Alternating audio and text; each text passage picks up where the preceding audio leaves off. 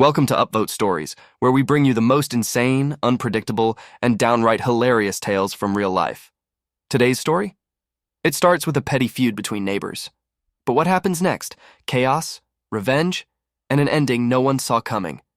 Before we get started, don't forget to subscribe and turn on notifications, because trust me, you'll want to hear how this one ends. Let's dive in. When I moved into my new home, I expected peace and quiet. What I didn't expect was Harold. Harold was my next-door neighbor, retired, grumpy, and the self-appointed king of the neighborhood. He had rules that no one agreed to but somehow had to follow. Lawn too long? He'd leave a passive-aggressive note. Trash cans not brought in immediately after pickup. He'd file a complaint with the HOA, parked an inch over the curb, expect a stern lecture. At first, I tried to be friendly. I smiled, waved, even offered to help him with his yard work. Big mistake. Because the moment I accidentally mowed a tiny patch of his grass, the war officially began. It started with small things. One day I found my mailbox taped shut. No note, no explanation, just duct tape. Next, my motion sensor lights mysteriously stopped working. Turns out, Harold had unscrewed the bulbs. Fine. If that's how he wanted to play it, I was ready. I started setting my sprinkler to go off exactly when he went out for his morning walk. I conveniently placed lawn gnomes facing his window, each one creepier than the last. And my personal favorite? I printed a huge, blown-up photo of him watching my house from his window, which he did all the time, and I hung it in my front yard. With a sign that read, "Neighborhood Watch, sponsored by Harold." The neighborhood loved it. Harold? Not so much. Things got out of control fast. One morning, I woke up to find all my garden gnomes missing. Later that night, Harold's sprinklers mysteriously malfunctioned. So instead of watering his lawn, they sprayed directly onto his house. He accused me. I had no proof, but I absolutely did it. The final straw? Harold put up a giant motion-activated speaker on his porch. Every time I stepped onto my own driveway, it blasted a pre-recorded message in his voice.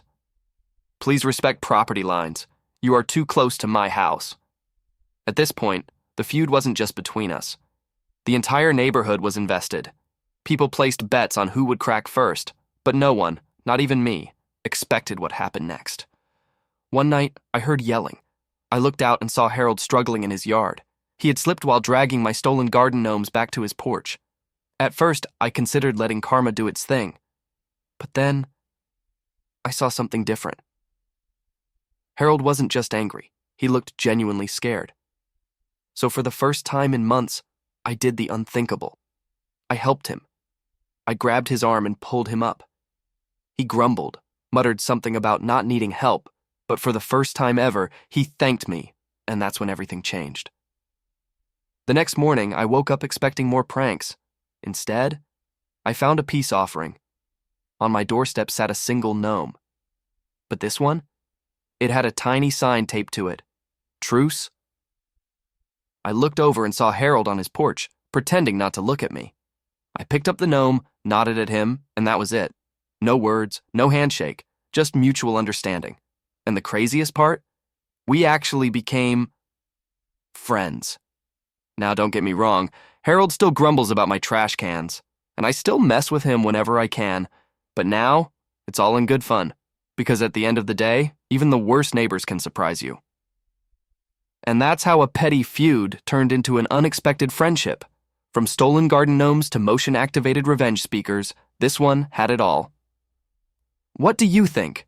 Have you ever had a neighbor from hell? Or maybe a feud that went way too far?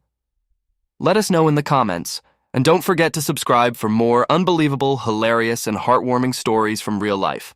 Until next time, watch your property lines and maybe don't steal garden gnomes.